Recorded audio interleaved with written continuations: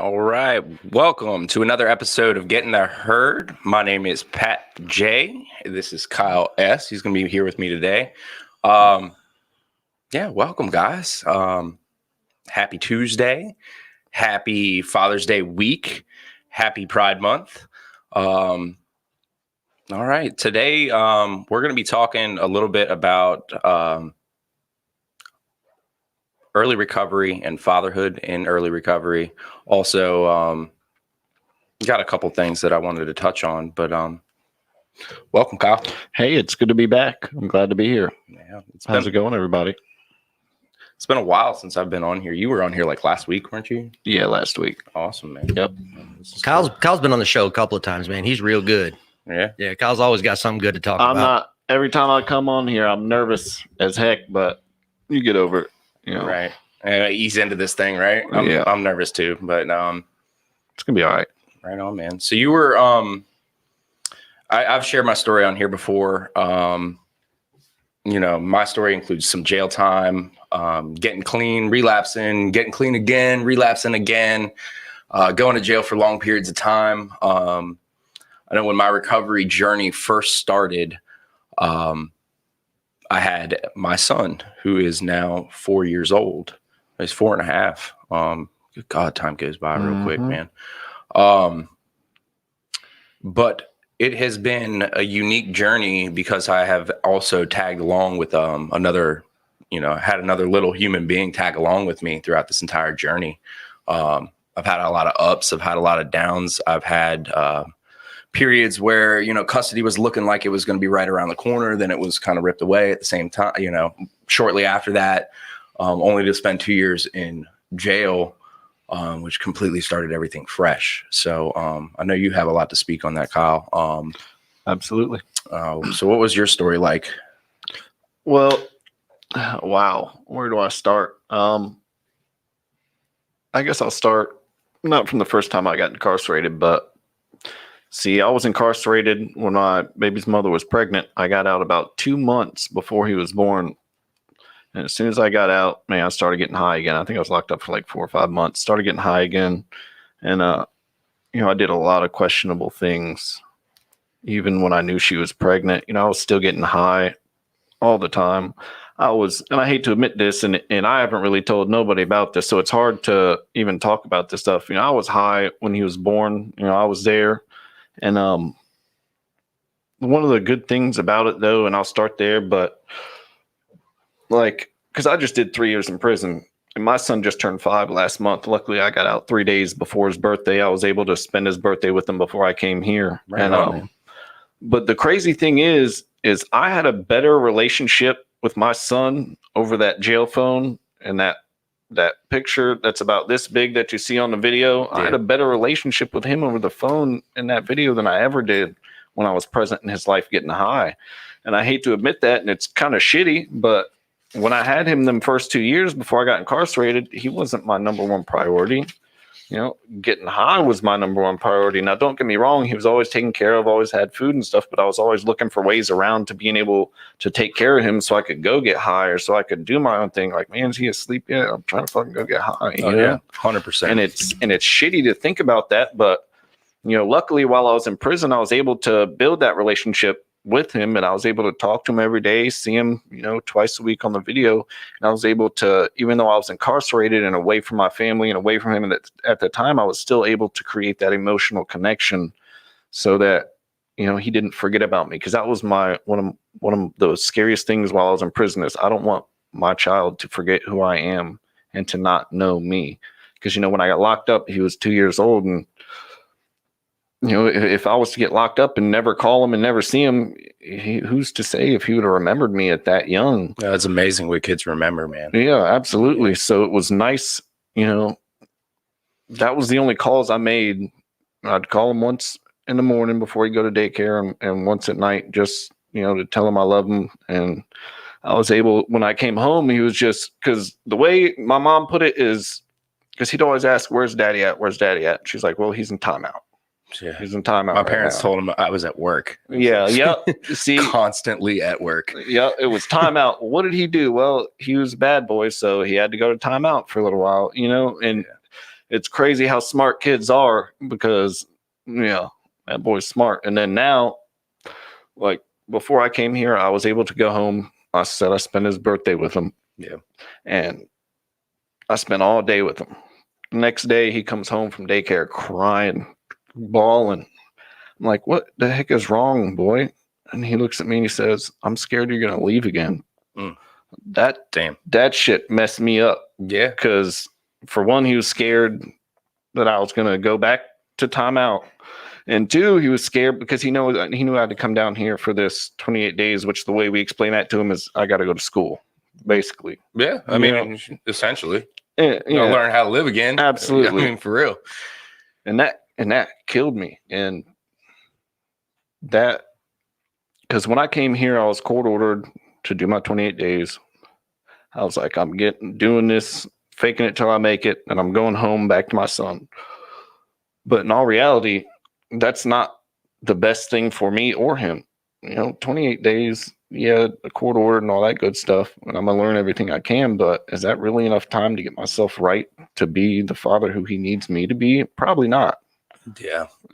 So that's why, I've been here 3 weeks and I already got plans to stay, and I'm already, God's working miracles in my life to the where I still haven't told him yet. And that's good. That's going to be a conversation that's going to be really hard and it's going to hurt because I'm going to have to say, look, Daddy's not coming home when you think I'm coming home. Yeah. And it's tough because they don't really understand at that point in their lives that it's like, the conception of what time is and how long time is doesn't really sink into their brain at that point. So like, yep. We went from the park over to Dave and Buster's the other week, and like, he was like, "Hey, Daddy, it's good to see you again." I'm like, "Dude, we were just like 5 minutes ago." Like, and he had no idea. Like, so when you were first locked up, though, did your parents have like an adjustment period as far as letting you talk on the phone or whatever? Because I know my parents, like, I'd say the first 6 months, I mean, they were like, tough love. We ain't gonna pick up the phone. We don't want you talking to your son, like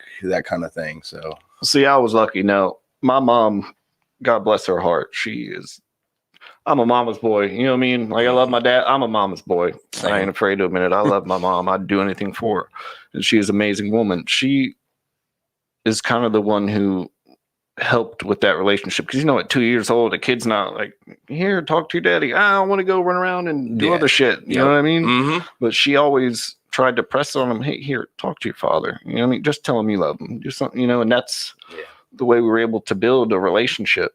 It's good, is with her helping. If it wasn't for her, man, I God forbid, I don't know what would happen. Those video calls are sometimes they're painful because it's like that your son wants to go off and play with his toys and like do other things, and it's like, well, if you only knew how important this phone call or this video visit is to your dad right now, like, but at the same time, you don't want to impose in their life. When you get locked up, things don't stop. Real world don't stop. Absolutely not. So, I mean, that's awesome that you're able to it sounds like you're able to be in his life on a regular basis. There's no real time constraints. It's kind of just, they've allowed you the freedom to come here, do what you need to do, get your life back on track, and nothing, you're not going to miss a beat. Yep. Absolutely. So that's one thing. I still call him every day, even if it's just to tell him I love him, because my mom has a weird schedule. She works days and then nights, and then sometimes I can call him before he goes to bed, before he gets in the shower, but I still always make that effort to at least call him and let him know that I love him and I miss him, and, I'll talk to you tomorrow. Right on. So that's awesome, man. He's a spoiled little baby anyway. My mom and dad take care of him. If I don't know what I'd do without them. They spoil it. And I'm like, y'all didn't spoil me like this when I was a kid, man. Are y'all trying to make up for something or what's going on here? That's just grandparents in general, man. Yeah. The mother of my son, her parents are divorced. My parents are divorced. And on top of that, his caregiver, they're not married. So they have two separate my son has like, what is it? I guess 6 different sets of grandparents. That boy is the most spoiled thing that I've ever seen on this planet, and he loves everybody, and he'll let you know it too. I have 5 houses. It's like, come on. Yeah, my boy's really got literally 100 different Nerf guns, and I'm like, boy, because everybody sends him stuff. My whole family, because they knew I was gone, so they kind of tried to make up for it by, they'd get him gifts in my name and say, this came from daddy and this and that. Boy, I came home and got shot probably 1,000 different times by 20 different Nerf guns. I'm like, boy, you are out of control. That's awesome, man. That's every dad's dream, right? To have a Nerf war with their son. I love it, dude. Yeah. It's real, man. I love that. Yeah. So, Kyle, I have a question for you. Maybe you said this earlier. How old did you say your son was? 5. He turned 5. Okay. Yep. Okay. May 20th.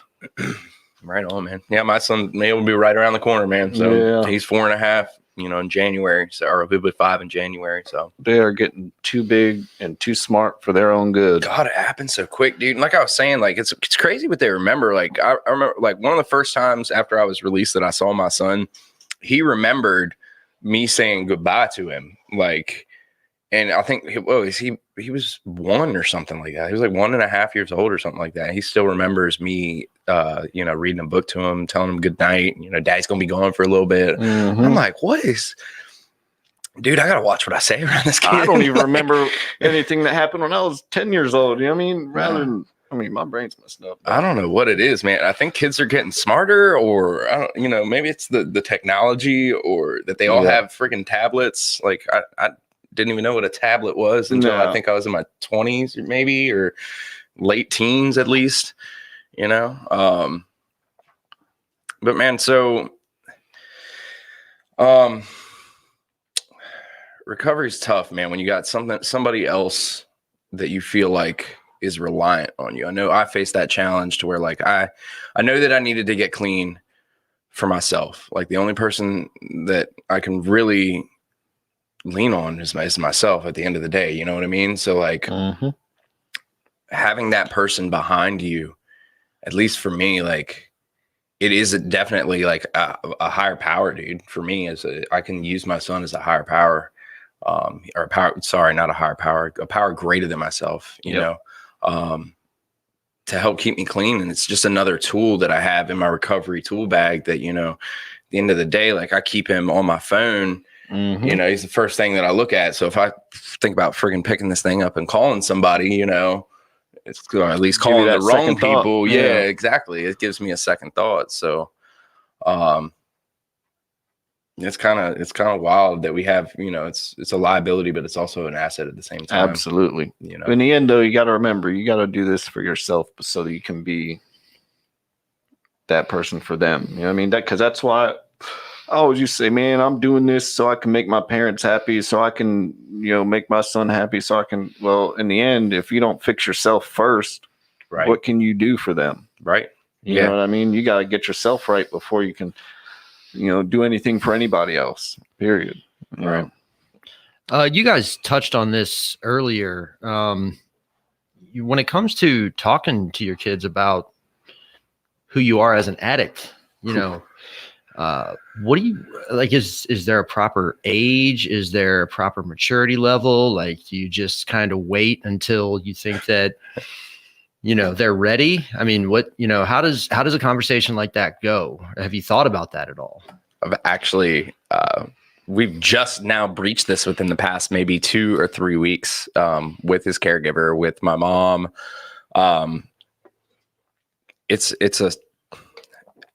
It's something you have to tread lightly on, I think. And I don't think there's any right way to do it. Just like there's no right way to recover. Like what's, right for somebody is not going to be right for somebody else. Some people do 12 steps. Some people do smart recovery. I think it's important, his mother is an addict as well. So, I mean, he's predisposed to be an addict. His genes are there. My grandparents, they have addiction in there, and it's all in my blood. It's all in her blood. So like, I want to expose him as young as possible. The only problem is that, is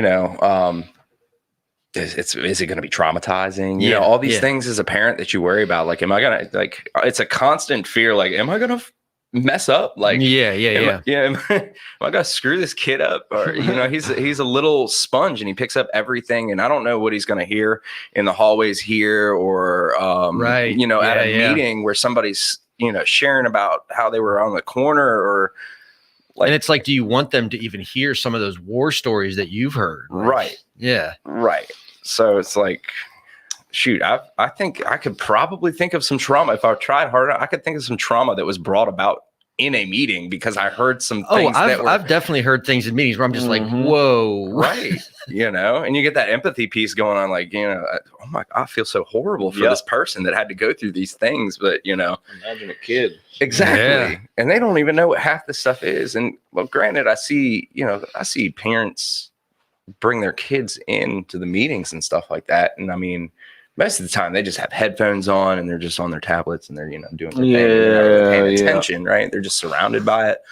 But, what's the off chance the dude, little guy pulls his headphones off and he just hears, It's interesting you say that, Whatever. Pat, because, I remember our sponsor bringing in his son to meetings years ago when I was here before. Yeah.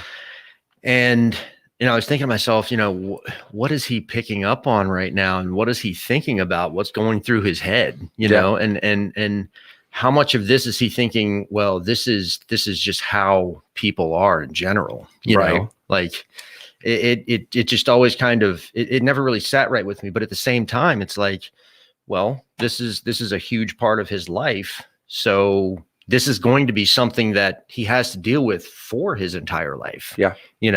Absolutely. And it's good that he, gets that exposure early on, It is. I think a lot of parents that bring their kids into don't really have any other options. So it's like, and I feel for them because that's what addiction does to our families. It tears them apart. Sometimes they don't have the support of, the father or the mother. They don't have the support of their parents. So the kid doesn't have really grandparents to go over. That is their only option. If they are working 9 to 5 and they, we got to get a meeting in, what other choice do you have but to bring them? And I'll say for me, I'm the first person in my family with this disease. Yeah. And it is so hard to explain to my parents, my family, what this actually is. And all they see is, what this does to people. All they see is what it's done to me. Right. They don't, when I tell them that, hey, I'm making little steps towards, my recovery, and it just doesn't seem like it's as big of a accomplishment, Right. They kind of say, well, why aren't you doing this? Why aren't you doing that? And it's like, well, guys, it's not that easy. I'm battling a whole thing that you guys really don't understand. Yeah. And being the first one, like I said, in my family with this disease it's really, really tough, Yeah. It's hard to relate. Right. So, yeah, I definitely get that. I try to explain it to my parents and my mom is super supportive, with everything. She lets me come to her. My dad is, he doesn't really quite understand it. He's, one of the manly men who's like, just stop. Yeah. Just put it down. Stop. Yeah. Yeah. Cool. And I tried to explain it to him one day. It's like, it affects this like part of your brain. And I'm not super sciencey, but like a doctor once told me, he's like, it affects the same part of your brain as like eating. So it's your reward system. So like, tell your parents to go ahead and just stop eating for 30 days. Like we'll keep you alive with pills and like everything like that. You just don't worry about eating for 30 days. And he's like, well, I would just find a way to eat. Of course, then I watch my dad wake up and drink a pot of coffee, and I'm like, well, there you go. Exactly. Right. Go without that coffee, bud. Yeah. I don't know, man. Childcare, in my situation, at least, I'm kind of lucky because, like I was saying, he has just ample grandparents, and so I don't know. I don't know what I'm going to do. Honestly, I'm just going to wing it, like I've been doing most everything. Yeah. I try what other people have done. I try to gain some experience from talking to other people, and whatever. Well, dude, I'll say that I watch you. I watch the stuff you go through to try to maintain a relationship with your son. And I got to say, man, I'm super proud of you, man. Like I don't see how you do it. I'm not a father. I know that, my recovery, trying to maintain my life and get my life straight is hard enough. I cannot imagine doing that, with a child as well. So I got to say, man, it's both of you guys. Like it's so, it blows my mind, honestly. All right. I appreciate it, man. Really. Yeah. Like It is. It's tough, man. But I mean, I'll tell you, and I know you can relate to this, and I think it's hard for anybody else to relate to this unless they've been through it. But like the moment my son was born, I don't think I've loved anything. Actually, I know for a fact I have never loved anything more than I love my son. It's a great feeling, isn't it? It's It unexplainable. caught me off guard too. I'm like, man, this thing's just gonna pop out and smack its butt, cut its umbilical cord, look a baby. No, that's not how it goes. You know what I mean? Not at all. It's like, like one of them, you know what I mean, shining light moments. The legs spread. Yeah. Man, look. Well, first of all, I had to get over the shock and awe of what childbirth really was. But yeah, that was terrifying. Absolutely terrifying. I thought that she was going to bleed out. That was the most blood I've seen in my entire life. Now, see, well, my son, he was born in literally 10 minutes. She went into labor. 10 minutes later, he was out of there. Yeah. It was just like such a smooth transition. I was like, man, we're going to be here for hours. Nope. Boop. He was out of there like baseball. Yep. Bam. Gone. Yep. Gone. She had a pretty easy. It was about an hour, I want to say, between like getting the epidural and when he was here. It's like it was about an hour. So I mean, it was pretty darn quick. I will say too, like when they like give you the option to like take the baby away to go like into the other room or whatever, I'm just like, no, I'm good on that. We were like, no, we have to. We got to go do some stuff. I'm like, yeah, well, I'm gonna come with you. That's you ain't taking my baby. You're running out of here. Yeah. So we got a couple comments here. We got Nathan Mitchell, which he's a host on the show every once in a while. Said, what were you guys like as kids? And he followed up with, do you see your kids acting like you did? Jesus. Oh my God, I hope not. That's you want to go first? Because I got a lot on that. Yeah. I mean, do I have to start from the beginning? Jesus, I was a horrible kid. I was bad. I mean, and it wasn't no fault of my parents either. I was just, I don't know I guess it was just the environment I grew up in. And I mean, let's start in first grade. I got expelled from Groveton Elementary School because some kid stole my colored pencil and I stabbed him with a pencil and I got expelled. Right on. It started there and then, worked its way up. I got expelled from like 4 or 5 schools. I was always going to alternative schools for fighting. And I started smoking weed when I was 12. And then, man, look, I pray to God my son is not like I was when I was a kid. And I don't know what it was. I just grew up with a hard-headed mindset because like the neighborhood I grew up it was bad, you know what I mean? And, kids were selling drugs at 11, 12 years old and fighting and doing dumb stuff. And I just always wanted to be a part of that. I wanted to be the cool kid, you know what I mean?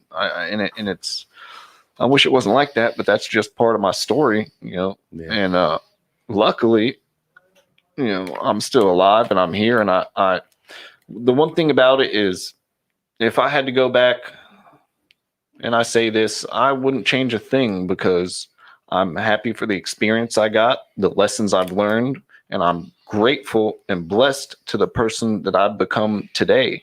And who's to say if anything, I go back and change anything, I wouldn't be that person today. We can all look back and say, oh, I wish I could change that. I wish I could change this. The one thing about mistakes, as long as you learn from them, that's a lesson. Yeah. You don't have to be resentful or, say, oh, I wish I wouldn't have done this. Well, did you learn anything from it? Yeah. All right, then you went through it and you came through the other side and now you're better for it. You don't always have to look back and say, oh man, no, it's a lesson. Learn from it. That's awesome. We to all have make perspective mistakes. like that, man. Cause that's a rare attribute of a human is like to actually, I've been through a lot of rough things myself, man, and I wouldn't change it either. Mm-hmm. But I think, looking at people that are not in addiction and starting to gain some relationships that, people that are non-addicts, like that's not a normal thing for, average human beings to have. It's like an appreciation for the rough times. And like, I think we are lucky as addicts to gain that perspective of like, even though life has not been perfect, it's been kind of rough. Like, we learned some things from it. Absolutely. So, I mean, shoot, man, me as a kid, they always say it's worse too. Like your kids, like, and that scares me. Yeah. That honestly terrifies me that the kids, they tend to get worse and worse and worse. So hopefully I can break that curve because I was not, actually, okay. So let me give credit where it's earned, right? So I grew up in a pretty good home, honestly. Like my parents were married. Mhm. We lived in suburbia in Williamsburg, Virginia. We had a nice house. You know, I played a lot of sports. If I wanted to try something, I was able to try it. You know, I went hockey, soccer, baseball, football, and I wound up doing wrestling. And I was just always really curious about just about anything. I mean, I wanted to know information. And I grew up right around the time where I think I was in 6th grade or maybe 7th grade when we got our first computer in the house. And the internet opened up and like Dial up. Yeah, you know, old AOL CompuServe or whatever. And I took my curiosity on a different, you know, maybe I took a left turn where I should have taken a right, you know, instead of researching things about science and math and things of that nature, or, you know, National Geographic stuff. I was looking up how, you know, how to smoke weed, how to like grow mushrooms. Like I made it a personal goal of mine, like at that moment at a younger age, to like, I want to try all the drugs. Like this is the venture that I want to take in my life. I'm going to become some shamanic, you know, guy that is going to go on some kind of a self-awakening journey. And, you know, mushrooms and LSD and all meth and all that kind of crazy things are going to take me on that journey. I started drinking. And I still remember, and I know I've told this on the show before, a female influence told me that I looked real good with a beer in my hand, and I was off, dude. Oh, it was no. like I was drinking every weekend. That's all it takes. Dude, That's all it takes. You look real good with that beer. Oh, yeah. Never going to be caught without one then. I guess I do. All right. And I started smoking weed because, you know, I liked the way alcohol made me feel. It made me act differently. It gave me confidence where I was lacking. You know, I was a real nervous, anxious kid. And I never really felt a part of, which is why I would, you know, group hop. Like I would go from the kids that were into the Pokemon stuff, and then the kids that were into the yo-yo stuff, and like the kids that were into running track, or kids that were chasing the girls. Like I wouldn't quite hang out with any one of those groups for an extended amount of time. So I always was like, kind of like, even at a young age, looking for myself. And drugs really, they fit the mold. Like all in one, I felt comfortable and had an identity that I could hide behind all in one time. Absolutely. Do I see my son doing it? God, yeah, I do. And it's a hard thing to admit too, man. I don't, you know what I mean? It's a painful thing to watch with that awareness that he got the perfect mixture of like my gusto and boldness for life and his mother's codependency, and like, dude, I can see the train wreck like long before it's happening. And I'm going to try to do everything I can to steer clear of it. But I mean, I've seen other parents, you know, getting to know people in long-term recovery. And I'm talking like 20 some years, 30 years or whatever, that have had kids and have tried to bring their kids up in the rooms. Like one of their most painful moments in their life is watching their kid go down the road of addiction. Absolutely. And knowing where it's going to land them and watching them go through it the entire time. So like, as a father in early recovery, like, you know, watching these kind of very baby step addict behaviors start to develop in my son, like, yeah, it's tough. But I mean, it goes back to like, would I change what I went through? No, I wouldn't change what I went through, because it made me the human being that I am today. And I get to, you know, be on recovery podcasts like this and reach, you know, hopefully thousands of people that are in jails and, you know, where I was, or maybe you're not in jail and you're just, you know, watching online or whatever. Like, we give hope. That's what we do. We've been to the bottom depths of hell and seen a lot of horror stories, but we come back and we recover, man. Well, that's a good thing about being around people like this too, is you've got them people with 20, 30 years in recovery who've raised kids through addiction, and their kids became addicts. And you know, it's a lot of information collecting when you go to these meetings and you meet people and you get numbers, and it's like, you know, there's always somebody you can call, because there's always somebody that's already been in that situation.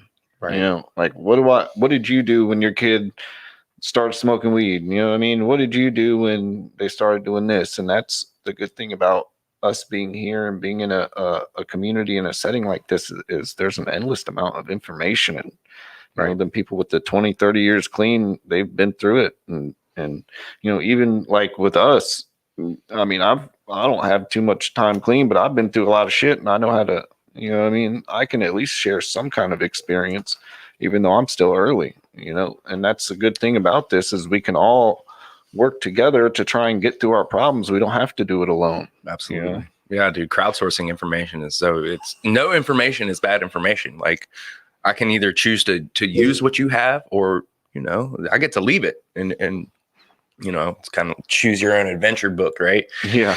So, you know, I can maybe do a little bit of research and ask some people how the chapter was, and maybe, you know, maybe it'll take me to a different page, but most of the time I don't do that. Yeah. Yeah. I still want to pick my adventure. Absolutely. We got another comment. Gwen Smith. She says, as a parent of now teens, it's difficult to say, don't do what I did. In their mind, I know nothing. That's funny. My dad always used to say, when I used to give him shit, he'd always be like, well, do as I say, not as I do. I'm like, what the heck do you mean, do as you say, not as you? I see you drinking beer. I want a beer. No, do as I say, not as I do. Yeah, it never worked for me. I don't know about you. Like, no, don't do it. I say that at work all the time to like these new guys that we're hiring on. Like, you know, don't do what I do, even though it may look like it works. Like, it's definitely not the right way to do it. And every single thing that my parents told me not to do was the exact thing that I ended up wanting to do and did. Just because you said no. Yeah. Oh, you said no? That must mean it's awesome. Exactly. I'm doing it. It is crazy how the whole weed thing too, like the DARE program, don't do drugs, just say no, blah, blah, blah. And like, I smoke weed and I'm like, holy crap, I'm not like going insane. I don't want to kill people now. Now they're wrong about everything. So everything that I've been told in my entire life has to be a lie at this point. So God, I'm just going to enjoy the time that I have right now when he's 4 years, 5 or whatever. Like, yeah, because they're just getting into their personalities. You know what I mean? Right now, they're still at the playing all that stage. Oh man, once they get a little bit older, my goodness. He's already starting to like tag with the girls too. Like go to the playground and it's like, go play with your buddies. He's like, ooh, a big girl, and I want to go play with her. Like, yep. Well, look at his dad. I mean, yeah, come on now. Like father, like son. Yeah, his mother does it too. That's crazy. Nathan says, how do you make the most of the time you have with your kids when you get to see them? Oh my gosh, dude. I don't pull out my phone. I'll be honest. Like, there's a lack of pictures on Facebook or social media or anything like that. Like, actually, there's a lack of pictures in my gallery. Because I don't pull my phone out. I just live in the moment at that time. Like I'm not super heavy into spoiling him. He has 5 grandparents for that. You know, I don't buy him electronics that way. I think they're just a distraction, honestly. When I was a kid, you know, we played war, we played sticks, we played dirt clod fights. Like, yes, took the little monster trucks through the mud. Yeah, exactly. Yeah. So I'll like buy things that don't have batteries. I'm very adamant about that. Like, he just graduated from preschool, and I got him a portable soccer net and a soccer ball. Like, you know, go run. So like, that's how I make the best of it. Is like we use our imaginations. There's a lot of stick fighting. There's a lot of running. There's just a lot of living in the moment. And the one thing you cannot do is say no to anything that kid wants to do. Man, when I came home that first day, he was like, let's play soccer. Let's play baseball. Let's throw the Frisbee. Let me shoot you with my gun. Let me get the hose and spray you. And I'm like, man, and I couldn't say no, you know what I mean? Because he's been away from me for so long. He just wants to do everything at once. And I'm fucking running around like, goodness, these boys running me ragged. But it was one of the best times of my life. You know what I mean? You do not say no to that kid, because you will have some consequences. I'll let you know that much. Yeah, that's a tough piece, man. Because like, that's something that I battle with myself a lot on. Is like, I want to be the kid's best friend, but at the same time, like, I'm trying to be a father, and, you know, God, I hate saying no to him. It breaks my heart to see that little boy cry.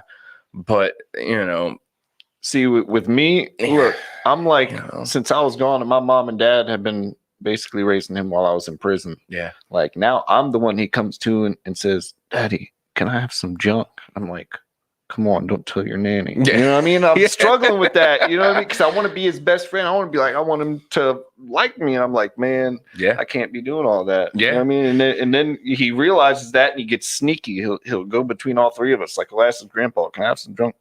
And then he'll say no, and he'll go to his nanny, and he'll say, "Can I?" Grandpa said, "I can have some junk. Can I have some junk?" And he'll hit you with the puppy dog eyes, and she'll be like, "Sure." And then, man, them boys are crazy. I tell you what, they're smarter than they put off. Oh, They're too smart for their own good. They definitely are. They are little geniuses when it comes to like manipulating people. I think that maybe like one of the first things that they learn as a kid is like, how can I get what I want out of people? And then they pick up on what works and what doesn't work. And I mean, he knows already that if like say he gets hurt, he's not going to run to dad because dad's going to tell him, Suck I'm it up. Yeah, well, I'm not, in not so many words, like, he knows that he's going to get love and affection if he goes to somebody else. Whereas I'm going to be like, it's okay, buddy, you're fine. Go ahead and dust it off. We're going to keep walking. Look at this. It works. We're walking it off. We're not in pain anymore. Whereas if he goes to a certain somebody else, they're going to be like, oh my God, my poor baby, poor baby. You want a sucker? Like, nah, dude. What are they going to do, Pat? Oh my God, my poor baby. It's wild, dude. I mean, that's what we're here as dads to do. Like we teach, it takes a man to turn a man into a man. Like, so like it's our jobs as fathers to show our sons how to be men in this world. And granted, they're 4 and 5 years old. So I mean, we have a little more leeway. Yeah, we got some more time to like baby them still a little bit. Yeah, absolutely. Give them a couple more pieces. What would you call it? Junk or junk? Candy? He calls it junk. Junk. Yep. Can I have some junk? That's wild. Okay. All right, man. Yep. Starting them young. No. Oh my goodness. Oh yeah. Oh man. They're what fight? Okay. What do we got? He says, how's recovery and McShin helping you gain tools to be a better father? How's recovery and McShin helping you to gain tools to be a better father?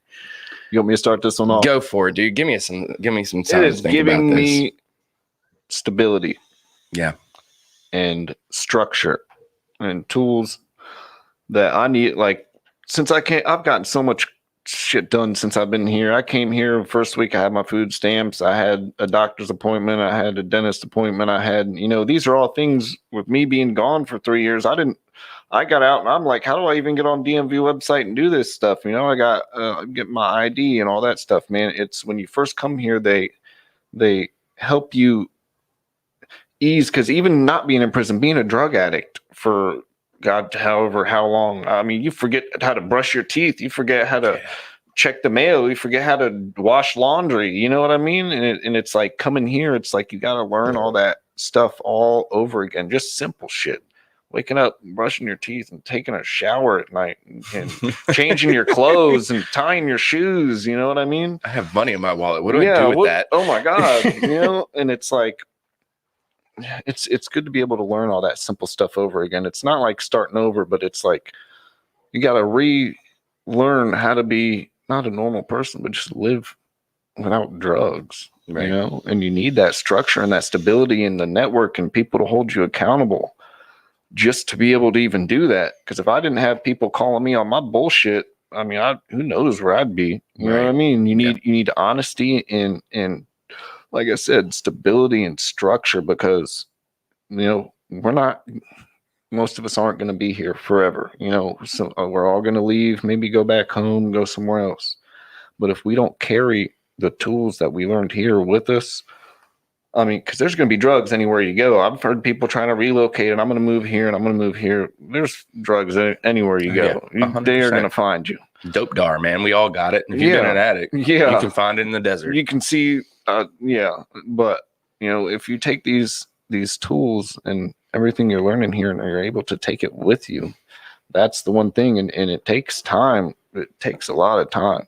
Yeah.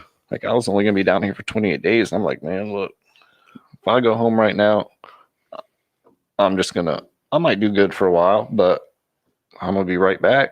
You know, and who knows if I'm going to come back dead or alive. Right. So, well, one thing I see with you too is like, okay, let me say one thing that I've learned while I've been in McShin, and I started off with house leadership pretty early. I was an assistant manager over at the intensive program house, Scott House. And then after that, they asked me to be the assistant over at Smith House. And very shortly after that, I became the house leader at Smith House. So not only in those roles do you have to take care of your own recovery, which is, you know, it's tough, but I mean, I got to look after anywhere from what we had, you know, 6 people in the house all the way up to, I think, 12 people at the house at one point. And like, these are adult children at some points, you know, especially when they're coming off the streets. Some people like me, when I came in here, I'd just done 2 years in jail, dude. Like I was still state struck at that point. Yeah. Like I still wanted to eat ramen noodles for, you know, and throw a tuna packet in there and call it gourmet, dude. I was like Chef Bro RD, dude. Like that's all I wanted to do was eat commissary food. I didn't know how to live. So, I mean, I learned how to give a hand up to those kind of people. So you learn how to like, it really groomed me to take self-care into consideration, that at the end of the day, yes, I do have other human beings that are relying on me to be, you know, the best that I can possibly be at any moment. And that could be at 2 o'clock in the morning, just like, you know, somebody may be having a tough point and they're like, dude, I'm walking down the street and I'm going to go cop right now. And, you know, you may be their only line of defense in between them and going to pick up or whatever. Same thing could happen to a 4-year-old or whatever, not maybe with the drugs, but like, you know, daddy, I just had a nightmare, and like they could have a nervous breakdown and, you know, maybe remember that for the rest of their lives. That, you know, I didn't have comfort because, you know, daddy was, you know, too messed up to fucking, you know, be there for me or whatever. absolutely. So, I mean, I think that's probably the biggest thing that I've learned is self-care. How to manage my own recovery while still maintaining a role of responsibility and just presence for some other people. So I think we had one more. What was it? Honesty? She had to throw that in there. Honesty. Yeah, 100%. I agree. Happy Father's Day. Thank you from Debbie Rosenbaum. We got happy early Father's Day to both of you. Thank you for this conversation, sharing your stories, and hope both of you have. Does it continue? No. Okay. Thank you, Debbie. I will say for Thank me, you, Debbie. like it's really nice that I'm going to be able to celebrate Father's Day with my dad and not be high. You know, that feels great. Like I'm going to be able to join in the festivities with him completely clean. Yeah. And carry on a conversation with him. You know, like I haven't done that in years. Yeah. And that I don't know. I just had to throw that in. That just feels so good to me, yeah. You know?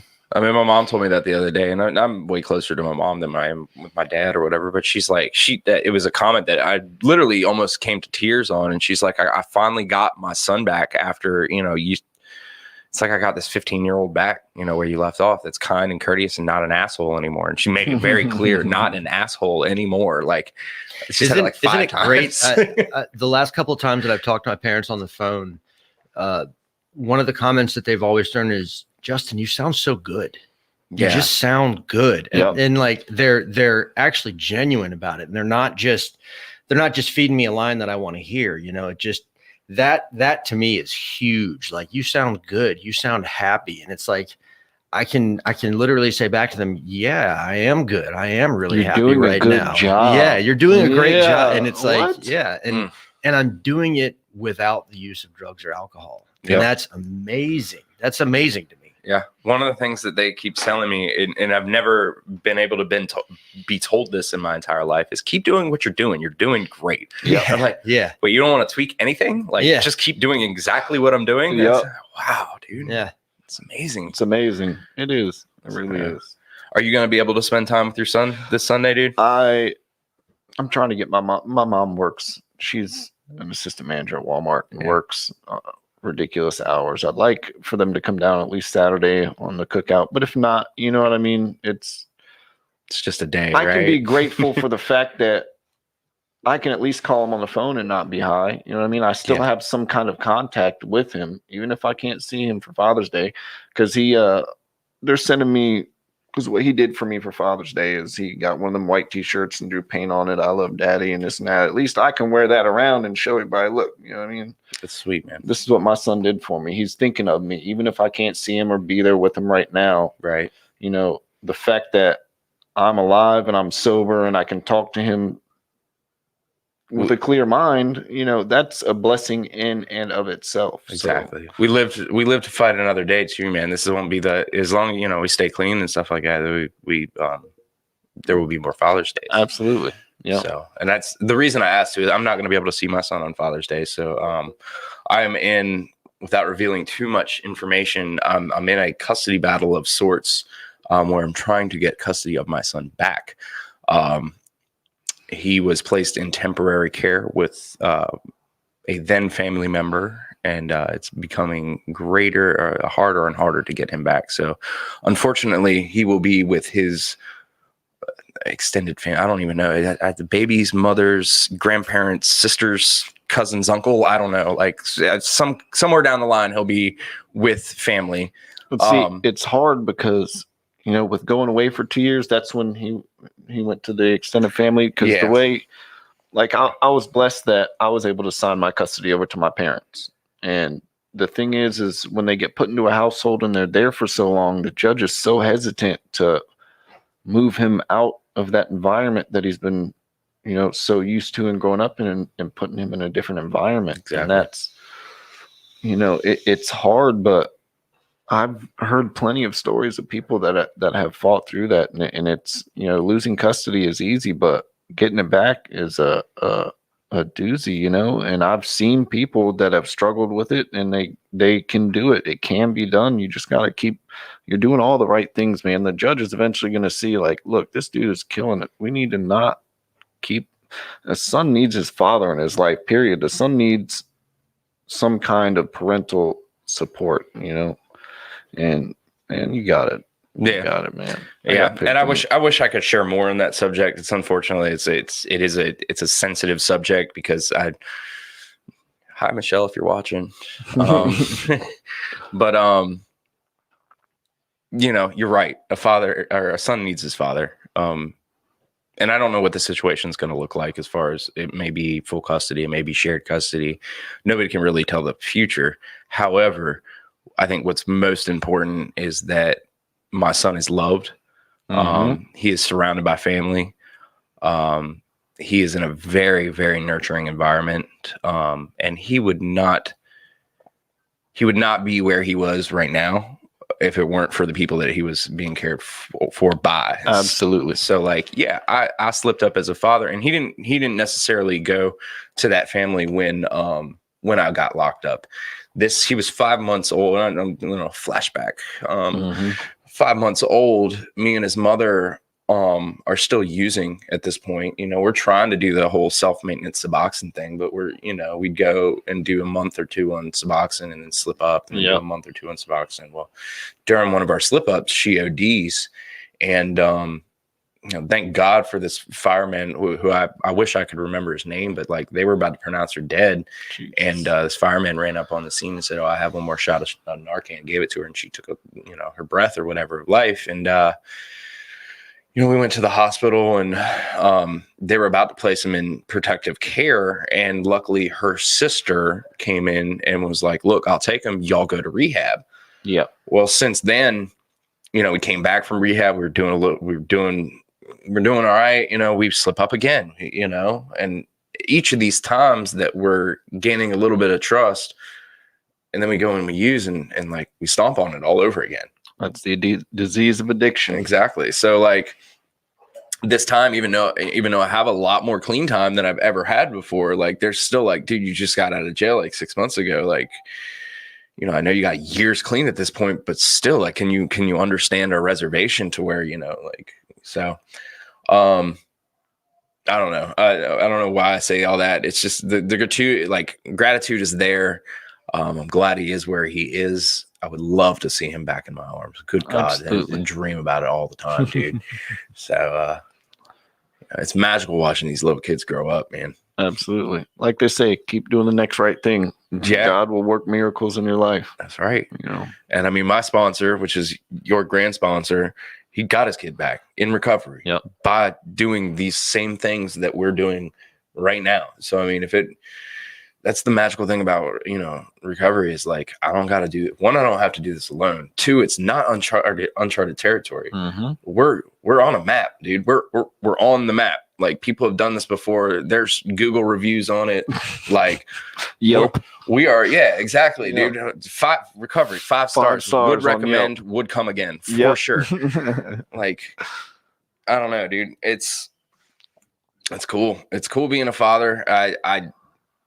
I have sympathy for the mothers in recovery. They have their own, maybe actually, I think tomorrow, y'all are going to hear more on that about mothers in recovery. Or I don't know, it's Women in Recovery Wednesday. So I don't know what they talk about. They do themselves or whatever. Yeah.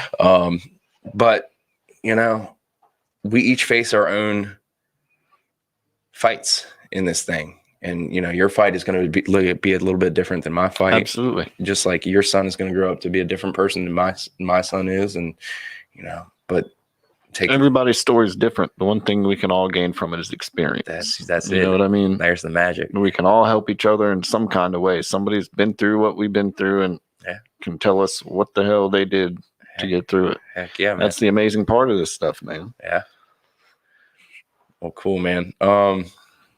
Do you have any closing words, man? Any words of wisdom? Because this podcast, it goes out to like a bunch of people in jail, dude. And I remember when I was sitting in the jail cell, like, with no friggin' hope, didn't know what the hell I was gonna do when I got out. And like, I knew my son was out there. How am I gonna bring my family back together? How is this gonna play out? Like, so. Well, like you said with hope, man, just if you're incarcerated, if you're locked up, you're looking at some time, even if you're not, just don't lose hope. What you need to do is you need to make a decision to make the changes in your life that you want to see. If you're incarcerated, don't just sit there and do your time and play poker and gamble. And if you really want to make a change in your life, then apply yourself, apply the principles, do something to help yourself. When I got incarcerated, because I came here with a scholarship from McShin, the only reason I went into that drug pod was because I heard they had donuts and they watched movies.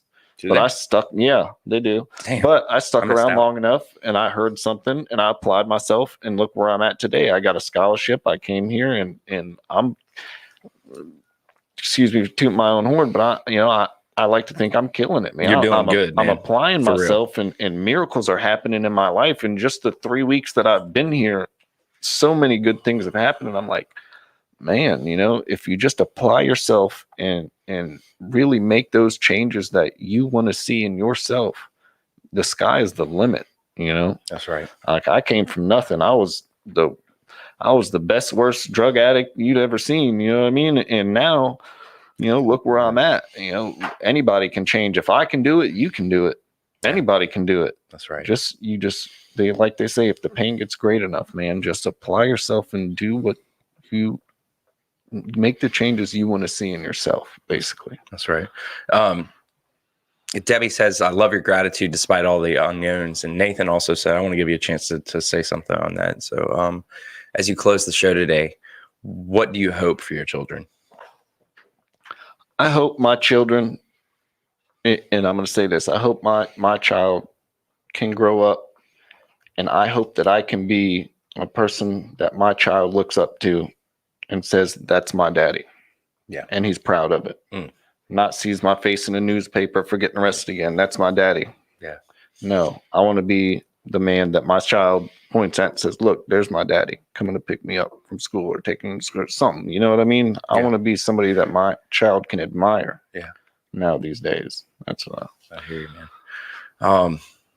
What could I hope for my child, man? I want to be present. My dad, not saying that he wasn't there, but he was like there, but he wasn't there, if that makes any sense. I know exactly right? what you mean. Yep. So like we did hunting trips and we did fishing trips and stuff like that, but that was like the most that I ever really got. So it was like 9 to 5 or whatever. He had his Bible broadcasting network thing that he'd come off work and sit in his chair and he'd do his Bible study or whatever. And then he was in bed by 7 o'clock because he had to be up at 4. So like, I never really got time unless it was the weekend. So like, yeah, I just want to be present, which is why like I choose right now I'm working at Texas Roadhouse, like, and it eats up a lot of time. I work from like 4 to midnight or 1 o'clock in the morning. So like, those are the prime hours for kids. Like that's when, really they're in school other than those times. So like, I've geared my life towards making choices around a career that can not only support them, but also like quality of life doesn't always mean a paycheck. It also means like the time that I'm available for him. So like, what do I hope for him? I hope that he can have a dad again, like you said, man, that he's proud of, that he can point and say like, look, that's my dad. Like, I want him to, let me think, like there's this scene. I know when I was locked up, like Yellowstone was this show or whatever that I was like super into. And there's this scene in it where they go out and it's his son's first hunting trip. And like, he explains to him what the power of a gun and how it can take a life. And then they go out and they take, they take a real nice buck, and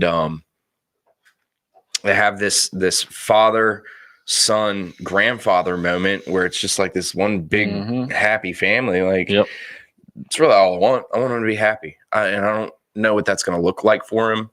It doesn't really matter what it looks like for him, as long as he's happy. And I mean, like, truly happy, which I know is kind of like tough to do in the world today, like to be 100% truly happy, but it does happen. And whatever I can do to foster that and make that a reality for him, whether that, be present or not present, maybe, sometimes they don't want you there or whatever, but that could be part of it too. But whatever it means, man, whatever it means, just for him to be freaking happy. Absolutely. So, but what you were saying too about the if you're in jail, dude, if you're sitting there in a cell, I was thinking about this the other day when I was laying down in bed. It was about 2 o'clock, and I know that's right around lockdown time, right after lunch. I have freedom today, and I know it feels like it's never going to end. I remember that feeling where it's like I've died, I've gone to hell, and this is my house now. I'm literally living here forever. It's not forever. You will get out. You can start again. Things get exponentially better. Recovery is obtainable. It definitely is. Like, you can learn to live a new way. You can find a new way to live, and you can teach other people how to do it too. That's what makes this thing beautiful, is like, people help me up, and then now I get to help other people up. Absolutely. So, and then the cycle keeps going and going and going and going until we can help everybody that needs help, right? So no addict that ever needs help ever die. Yep. And I know I'm not a phrase guy. I butcher the hell. I paraphrase literally everything that comes out of that book or is said in 12-step. I paraphrase it, but I think I get the point across. So, absolutely. I don't know. I guess thanks for tuning in, guys. It's been an awesome time. I'm glad we got to have this conversation, Kyle. Yep. I'm sure we'll talk a lot more. Absolutely. By the way, this is my sponsor, so yes. Yeah, he's a good dude. Appreciate it, man. You're a good dude. Honestly, I think stick around, and they're grooming you for house leadership, I hope. And I can see that in you. The most growth that I've had in this program, like I was saying earlier, has been through house leadership. Even though it's like hurting a bunch of heroin loving cats, like you will grow so much by doing it, even despite you. Absolutely. So hey, I'm up for the challenge. So right on. Thanks for tuning in, guys. This has been another episode of Get in the Herd. Y'all take it easy. Here at McShin, we believe in the McShin way, which is authentic recovery support service providers, people with lived experience, bringing that experience to those who need that lived experience in recovery. Here at McShin, we believe in many things to support our mission. We believe in women empowerment.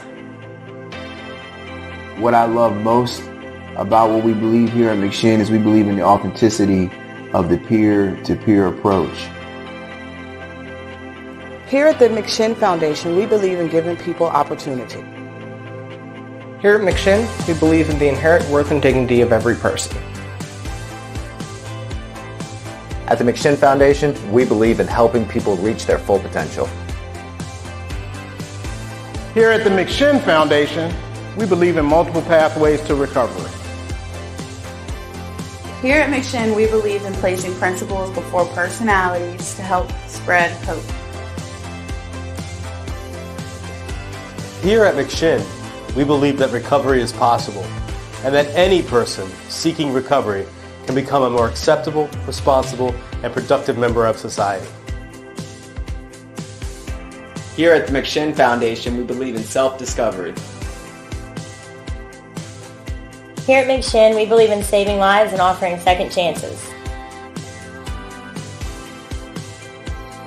Here at McShin, we believe you can do this. Here at McShin Foundation, we believe that we can only keep what we have by giving away, which is why we continue to help others like us seek and find recovery.